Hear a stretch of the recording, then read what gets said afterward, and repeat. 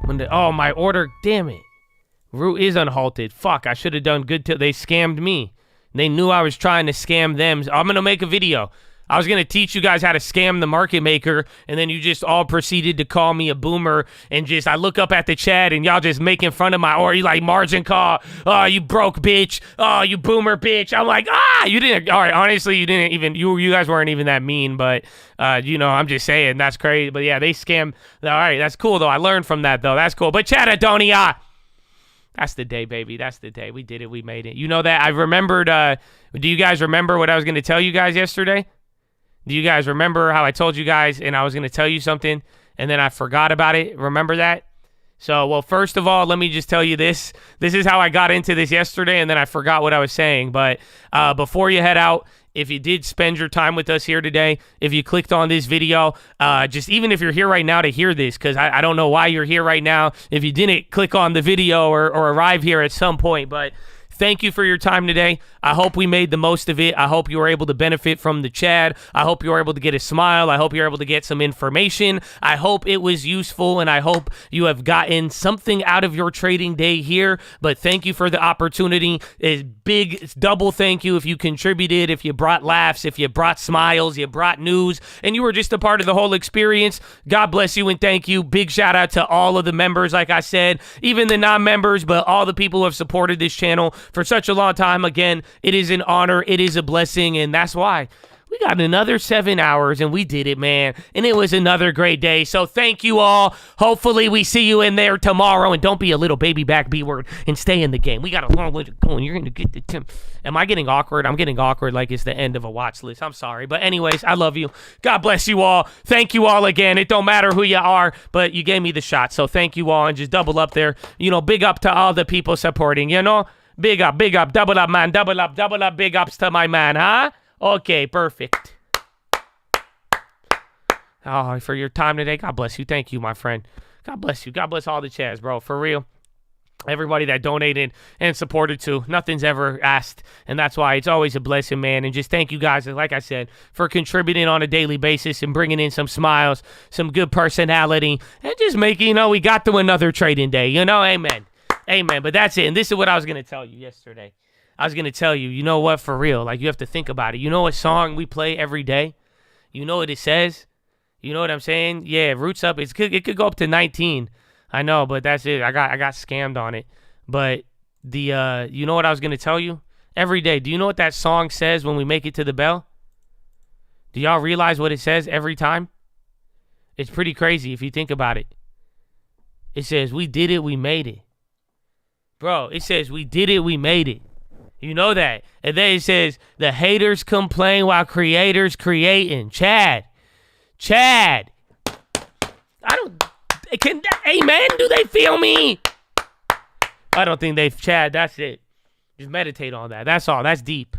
That's deep. There's something in that. That's a beautiful song every day that we turn up to, that we did it. We take it to heart, okay? And keep creating. That's what I'm saying. Haters complain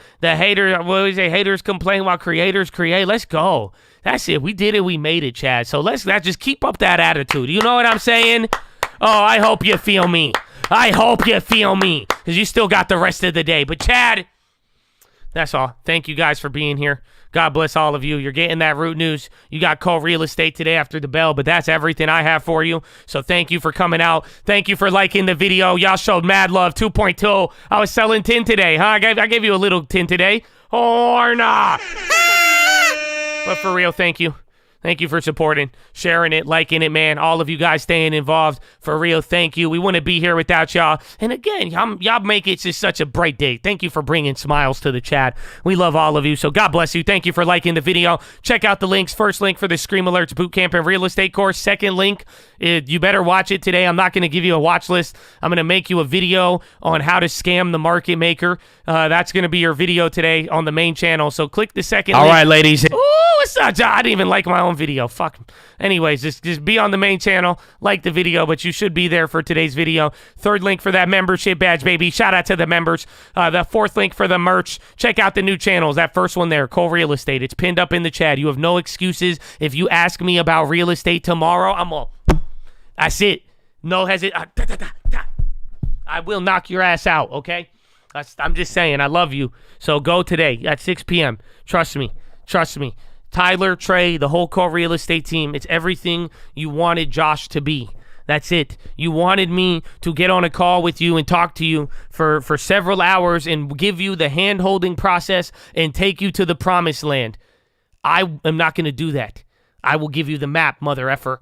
But Colt Real Estate, oh my gosh, I put all my full faith and credit. Run it, baby. 6 p.m. tonight. I'll see you there. You ask me about real estate tomorrow, you're knocked out. You're knocked out. That's it. No hesitation. They're like, what? They're like, why did you join today's real estate call? Because Josh said I would get knocked out if I didn't. Anyway, check out the other channels too. Follow me on Instagram. I am the private Instagram, okay, at the Trading Fraternity. Don't fall for any of the fakes, okay? Okay, don't fall for any of the fakes out there. I'm never going to WhatsApp you. So it's very simple. There's no private groups. You want to talk to me, youtube.com/thestockmarket, where you hear my voice right now. You better get up in that chat and talk to me, baby. I got you on whatever you need. How option pricing works, finding 1,000% gainers. I mean, you got to be careful in trading options in this environment, but if you're doing it without watching this tutorial, oh, wow. That's all I'll say to that one. How to set up the long term. A long term was born today, so that was cool. But shout out to the long terms. Find out how we set it up. But for real, get on board with it. That's a real big mission here, and you will make the most of your time by getting that long term and taking advantage of you knowing about the stock market, baby. So let's go. And then finally, this is to scare off the heathens, but maybe you'll be encouraged by it. But me and my mom like to pray for y'all, and that's what the Chad does too. I know a lot of people do it. I'm not going to tell your friends. You don't got to be embarrassed, but we just believe if it can't flow through you, it won't flow to you. That's why I'm praying for all of you. We are rooting for all of you. We have a lot of deep relationships in here with a lot of people we've spent a lot of years with, man. It's only right that we're rooting for them and praying for them and keeping them in our prayers. So we're praying for you whether you fill it out or not. You let us know. Don't worry. It's not like public shit. And like I said, we're not going to tell your friends. Even if you think you're like half demon, you're not going to turn into salt or anything. You'll be okay, buddy. Okay? But everything, it's all good, man. I'm going to pray for you regardless. You ever want to do anything for me, you shoot me a prayer as well, too. And that's that, baby. But God bless America. God bless you. God bless everybody. Thank you all for another wonderful day. But that is all of it, okay? That's it.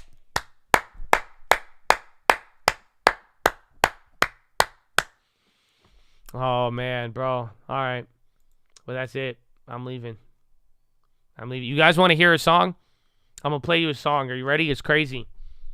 So, it's actually crazy. It's crazy. I'm going to play it for you. Everyone asked, so he goes under it's Sam Bankman rapping. So I don't know if you've heard this, but it's SBF rapping. So yeah, I don't know. It's crazy. All right, I'll be right back. No, it's SBF. It's that new heat. It's that prison freestyle. I don't wanna rap that. Just kidding, house arrest. Just kidding, charges dropped. Rollie on my wrist. Nah, I don't wanna rap that. Pull up in a big body, I don't put a tap back. Hit me with the divvy, I don't even need the NASDAQ. Skinny and she pretty, I don't even need the ass fat. Guinea was a freebie, I don't even need a fast one. I was never greedy, I just never fucking had shit. Now I bet that I ain't never fucking going bad shit. Please stop backing, y'all need man skin. Little more balance and a lot of bit of candy. Pull it to the valley, got these motherfuckers counting. Pulling up the line, so got it looking like a million. Remember when I put them on the motherfuckers daddy? Put it some more fighter, I don't give a fuck about it. I'm still in the game like a Indiscriminate athlete. Got a little fame, but it ain't changed nothing about me, nah. Same OJ, you smoke more J, still make dumb plays, but I play less games. Always ready for the war, I ain't playing campaign, but I really need a reason for I pop champagne. Proper for the fall, so I gotta stay safe. Lot of money on the table, boy, that look like bait. I'ma think it before I get it, boy, that look like fate. Either way the story goes, no, I love that fate. Had these motherfuckers hated me before they love me. Now they selling half and they ain't playing with their money. I told them take a tenth and pay yourself, cause that's your money. Put me on the bench, cause I ain't playing with you dummies. They ain't give us nothing, even if they did, no, I wouldn't take it from her. Then we took a shit, but we still try to love her. Got so many wins that I can't trip about a Rollie on my wrist. Rather get a B&B and running for the scenery, and maybe live the season and keep on buying stats every month. Spread it evenly and shout it out to people that believe in me. I hope you living peacefully, and same thing for the people that don't speak to me. I do this shit for everybody equally. I guess it's just a G and me, and when we done with that, we going back to the reality. Yeah. That's hard, bro. Yeah, tell your friends. That's Sam Bankman. That's crazy. We found out who it is.